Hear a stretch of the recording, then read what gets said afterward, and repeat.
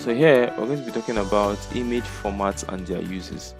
Now you have to understand the formats in which images come in. You have to understand the formats in which images come in, and the format depends on what you want to do. Okay, good. Now the image formats we know are good. Now image formats. Every image you see is in a specific format. The choice of this format depends on the use of the document. So the format you choose an image to be in depends on what you want to use that image for. Good. As a designer, an understanding of various image formats is necessary as you'll be designing for several purposes and you need to deliver jobs to suit several needs of your client. Now, there are two major types of image formats, two basic classifications of image formats. You have the vector based and the raster or pixel based formats. Now, for the raster based image formats, it's just like the raster based software. Okay, they are very resolution dependent and they are created using pixels. Okay, the formats for raster based include JPEG, which is the most popular image format, right? We have GIF, which is usually used for animations. We have PNG, TIFF, that's TIFF, and PSD, Photoshop document, and we also have raw image formats. These are raster based image formats. Good. Well, so let's look at the raster based image formats one after the other and we'll know when to use them. So the first one we're going to be talking about is JPEG. When do you save an image as .jpeg, or when do you save an image in JPEG format? Okay, so JPEG is the most common file type for images. Most common file type. The image quality reduces as the file size reduces. Okay, good. Now JPEG is the most popular image format, as we said, and it's usually used on the web. Okay, it's not recommended for print except when you have a very high resolution and large size, because JPEG, the quality reduces as the file size reduces, and it's basically pixels, right? It's basically pixels. We don't recommend it for print. Okay, because by the time you expand it, by the time you zoom in on it or expand it or try to print on a very large format, it's going to pixelate. Okay, by the time you try to print a JPEG image on a very large format, it's going to pixelate. So we do not recommend JPEG for print. Okay, although we recommend a lot for web images, anything that will go on digital, JPEGs are good. Good. So another example of raster based image is the GIF. I know you must have seen stickers on WhatsApp or just basically stickers and all these short GIFs. Okay, they are basically animations, right? Animations, and they're usually animated. The file size is small due to fewer colors, so they make use of fewer colors, and the file size for JPEGs are very small. Okay, they're usually used on the web where loading speed is more important than image quality. Okay, because JPEGs usually have a very low image quality because they use fewer colors, and that also makes their size to be a lot smaller, right? So it's usually used on the web where loading speed is more important than image quality. So basically, um, that's why they are used for stickers and all the rest. Okay, good. So we'll go to the next one, which is PNG, also called portable network graphics, right? .png. Now .png is a very important image file format because you'll be needing .png you'll be needing .png a lot. Why? Because .png allows you save an image in a transparent background, right?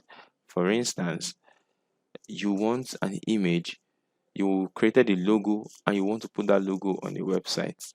Okay, .png .png allows you to have just that image on a transparent background, while for JPEG doesn't allow you to do that. JPEG would have to give it a background. Okay, but .png allows you reproduce that image with a transparent background. Good. It's a much sharper and smaller file size, especially when compared to JPEG.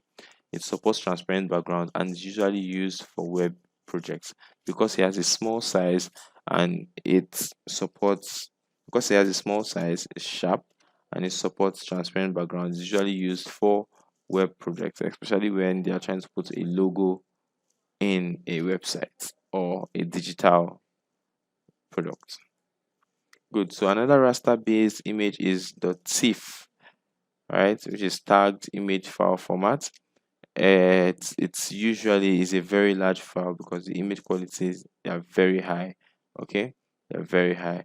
It's usually used in photography and desktop publishing, and is not ideal for web graphics because the file size or the file formats are usually very large. Good. So another one we're going to be looking at is what we're already used to, which is Photoshop document. Photoshop document, or rather PSD, .psd, is a software or is a document that has been created using Adobe Photoshop. Okay, the images are fully editable as the layers are preserved, is not to be used for print, and should be converted to PDF, TIFF, or JPEG before printing. Of course, when we say JPEG, JPEG with a high resolution. Okay, but the importance of .psd format is that you can always go back and edit. Okay, if you convert to JPEG, JPEG is already flat, right? You can't edit JPEG as it were.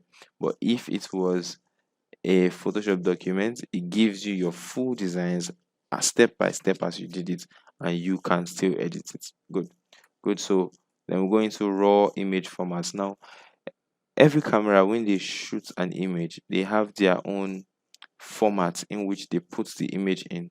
Okay, that's what we call raw, right? Raw format is useful when taking photos. It captures the full detail of his photo before editing and is built for photo editing. Okay, it's not to be used for print or web graphics because it's a very large file size. Okay, so .raw, when you shoot with Canon camera or Nikon camera, it saves it as it saves it in their own raw format. Okay, which could be depending on the camera used to take it, right? They have their own specific raw format. Okay, but that one, it helps you, it captures the full details of the photo you are taking right before you edit it. Good. So now the next we're going to be looking at is vector based image formats. Okay, now when you see vector images, they are constructed using formulas rather than pixels. Okay, so that means that they can easily scale. Okay, you can scale because they are constructed not using pixels, which are just dots, but using formulas. So they are perfect for images that need constant resizing. For example, a logo. You may want to print a logo on a billboard, and at the same time, you want to print a logo. You want a logo to appear on something as small as a favor icon, right, on your browser, on a favor icon on your browser. So the best thing to do, the best format to put that in is a vector-based image format. Good.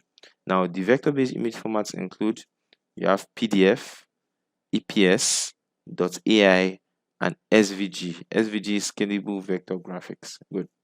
Now, let's take them one after the other. We have PDF. Now, the PDF is more or less like one of the most important file formats for a designer.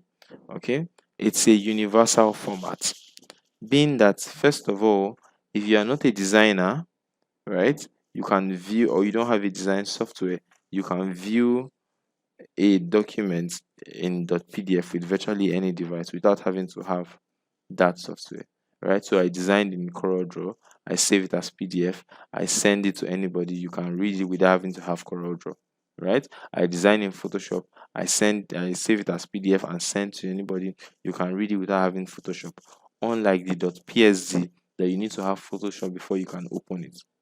Okay, good. So the PDF is a universal file format, right? Now, it is very importantly, it's used for is a universal tool for sharing graphics. Okay, it's usually the format printers prefer designs in. All right, so when you are sending for print, ensure you save as .pdf. Don't give Photoshop documents. Don't give AI convert it to PDF format and send. That's the best printers usually work with. Okay, good. Now another format we're going to be looking at is EPS, encapsulated postscript, right? It's useful when sending logos and other vectors to clients. It cannot be used to display an image online. So you can use an EPS to also send logos and other vectors to clients, but you cannot use it to display an image online, unlike your JPEG, your PNG, and other formats. Okay, good. Now another vector base is .ai. Right, so another raster based image format is .ai. .ai means Adobe Illustrator document. It simply is a document that has been created using Adobe Illustrator. And as we know, Adobe Illustrator is very useful for creating vector graphics. Okay, so this format is suitable for saving your logos and your other vector illustrations you have done, right? Adobe Illustrator is not used for photo editing. It's majorly for vector graphics. Okay, good. Now the last one we're going to be looking at under the vector base is what we call SVG, or scalable vector graphics, right? It's usually a smaller file size, is used for web graphics, and is not ideal for print. Okay, SVG is a vector based image format. You can just Google SVG images to see some images that are saved in SVG. They're just basically vector formats and they are smaller in size.